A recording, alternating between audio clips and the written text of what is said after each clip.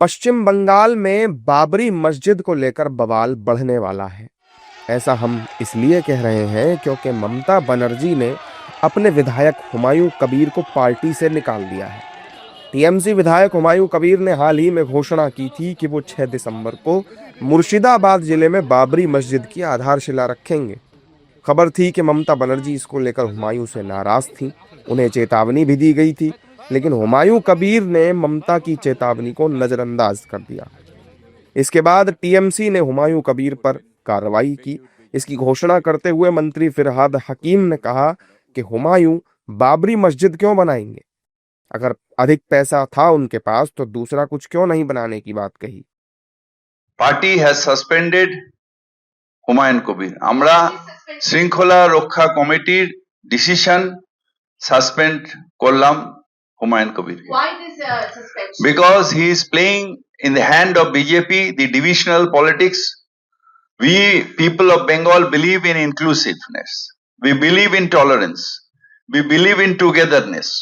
And he has already provocating the people of Beldanga, people of others area, that he will construct a Babri Masjid. Why Babri Masjid?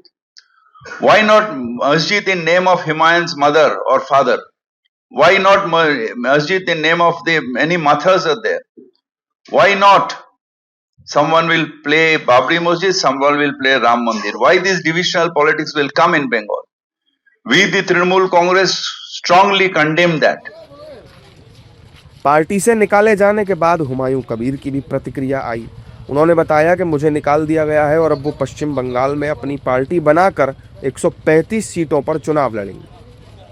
उसी time जो media लोग है वो मेरा पास आके बोला, जो फिरहाद हकीम मुझे सस्पेंड कर दिया। कुछ नहीं कहूँगी, इनको खिलाफ मैं चुनाव में जवाब दूंगी, यही मेरा बात है। कितने सीटों में लड़ेंगे आप?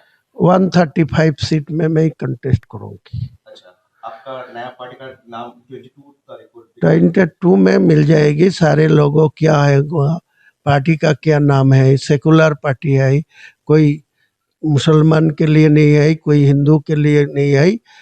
मेरा स्टेट को जहाँ जहाँ आदमी है, जो जो जाति है, सब लोगों के लिए पार्टी में, मैं पार्टी में कोई शेड्यूल कास्ट को भी रखा स्टेट कमेटी में, कोई ओबीसी को भी रखा, कोई हिंदू लोग भी है, ज़्यादा मुस्लिम लोग भी है।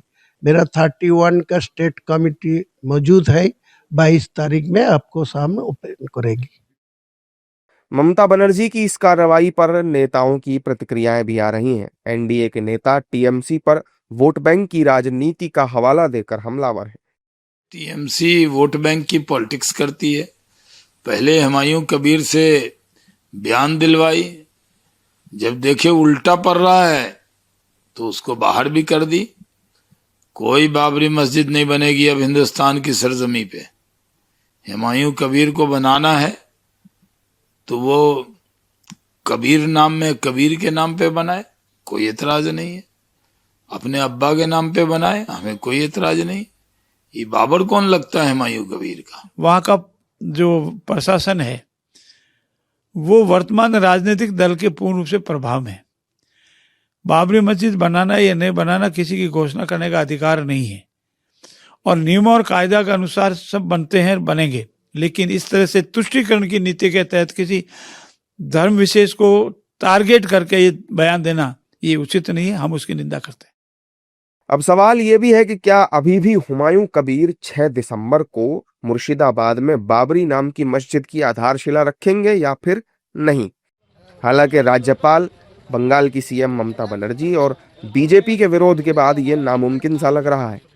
फिर भी अगर ऐसा होता है तो ये किसी धर्म विशेष को उकसाने जैसा होगा और इससे सांप्रदायिक सौहार्द पर असर पड़ सकता है।